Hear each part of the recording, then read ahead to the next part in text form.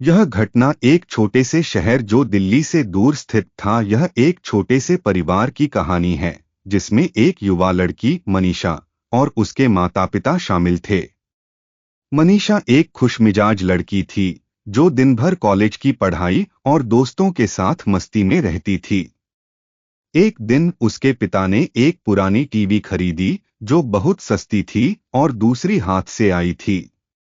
यह टीवी बहुत पुराना था लेकिन काम करता था, इसलिए उन्होंने उसे खरीद लिया। टीवी के बारे में बात करते हुए मनीषा के पिता ने बताया कि यह एक पुराने मॉडल का टीवी है जिसे कभी एक बड़े घर से निकाला गया था। हालांकि मनीषा ने इस पर ज्यादा ध्यान नहीं दिया, लेकिन उसे यह महसूस हुआ कि जब भी वह टीवी देखती थी तो उसका माहौल थोड़ा अजीब सा लगता था। टीवी का स्क्रीन कभी कभी बिना किसी कारण के धुंधला हो जाता था और कभी ऐसा लगता जैसे उसमें कुछ और छिपा हुआ हो। पहली बार जब मनीषा ने यह देखा तो वह डर के बजाय इसे एक सामान्य समस्या मानकर नजरअंदाज कर दी। लेकिन अगले कुछ दिनों में ऐसा होने लगा कि वह टीवी लगातार विचित्र तरीके से व्यवहार करने लगा। कभी कभी अचानक स्क्रीन पर कुछ अजीब से चेहरे उभरने लगते और फिर कुछ पल बाद वे गायब हो जाते। यह सब देखकर मनीषा को थोड़ी चिंता होने लगी, लेकिन वह इसे अपनी मानसिक स्थिति का दोष देती थी। एक दिन मनीषा और उसके माता पिता किसी रिश्तेदार के घर गए हुए थे। जब वे घर लौटे तो उन्हें पाया कि घर में अजीब सी खामोशी थी। टीवी चालू था लेकिन स्क्रीन पर कुछ नहीं दिख रहा था। जैसे ही मनीषा ने रिमोट से टीवी को बंद किया, एक अजीब सी आवाज सुनाई दी जो धीरे धीरे तेज होती जा रही थी। टीवी के स्क्रीन पर एक चेहरा उभरा। यह एक महिला का चेहरा था जो बहुत घबराई हुई लग रही थी। वह चेहरे की आंखें बड़ी बड़ी थीं और उसके चेहरे पर एक अस्वाभाविक चुप्प थी। मनीषा ने डर के मारे टीवी का प्लग खींच लिया और कमरे से बाहर निकल गई। वह समझ नहीं पा रही थी कि यह क्या हो रहा था। क्या यह सिर्फ एक तकनीकी खराबी थी या फिर कुछ और? लेकिन उस रात के बाद से मनीषा को महसूस होने लगा कि टीवी अब उसके घर का हिस्सा नहीं रहा, बल्कि यह किसी और चीज का हिस्सा बन चुका था। रात के समय मनीषा को टीवी के पास अजीब सी खामोशी महसूस होने लगी। कुछ दिनों बाद उसे टीवी की स्क्रीन पर कभी कभी अचानक से एक बड़ी सी धुंधलाहट देखने को मिलती। मनीषा का दिल धड़कने लगता था और वह जल्दी से टीवी बंद कर देती थी। लेकिन यह सब कुछ और बढ़ने लगा। एक रात जब मनीषा अकेली घर पर थी और टीवी देख रही थी, वह अचानक से गहरी नींद में चली गई। जब वह जागी तो उसने पाया कि टीवी की स्क्रीन पर कोई दृश्य चल रहा था।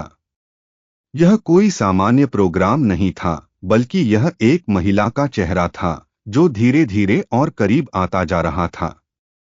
उसका चेहरा तिरछा और घबराया हुआ था और उसकी आंखों से आंसू बह रहे थे। वह टीवी के स्क्रीन से बाहर आने की कोशिश कर रही थी, जैसे वह मनीषा से कुछ कहना चाहती हो। मनीषा ने डरते हुए रिमोट से टीवी बंद किया, लेकिन फिर भी वह महिला की चुप रोने की आवाजें सुन सकती थी। वह बार बार टीवी के पास जाकर देखती, लेकिन स्क्रीन पर कोई भी स्पष्ट चित्र दिखाई नहीं देता था। उसे लगा जैसे कुछ अदृश्य था जो उसे देख रहा था और उसकी आत्मा को परेशान कर रहा था। मनीषा की चिंता और डर बढ़ने लगा। वह जानने की कोशिश करने लगी कि आखिर यह टीवी किससे जुड़ा हुआ है और उसमें क्यों यह घटनाएं हो रही हैं। उसने पहले अपने माता पिता से बात की, लेकिन वे भी इसे एक सामान्य तकनीकी समस्या मानते थे। फिर उसने अपने दोस्तों से इस बारे में बात की और एक दोस्त ने उसे एक सुझाव दिया। उसके दोस्त ने बताया कि कभी कभी पुराने इलेक्ट्रॉनिक उपकरणों में ऐसी घटनाएं होती हैं क्योंकि वे किसी पुराने स्थान से आते हैं जहां किसी की आत्मा ने अपनी पहचान छोड़ दी हो। मनीषा ने फिर अपने परिवार से इस टीवी को बाहर निकालने की सख्त सलाह दी, लेकिन उसके माता पिता ने इसे नजरअंदाज कर दिया। फिर मनीषा ने एक रात अकेले टीवी की तलाश शुरू की। वह टीवी के पीछे के हिस्से में झांकी और वहां उसने एक छोटे से कागज का टुकड़ा पाया। कागज पर एक नाम लिखा हुआ था, शिवानी शर्मा। यह नाम मनीषा के लिए बिल्कुल नया था। उसने अगले दिन अपनी दोस्ती से शिवानी शर्मा के बारे में जानकारी प्राप्त करने की कोशिश की।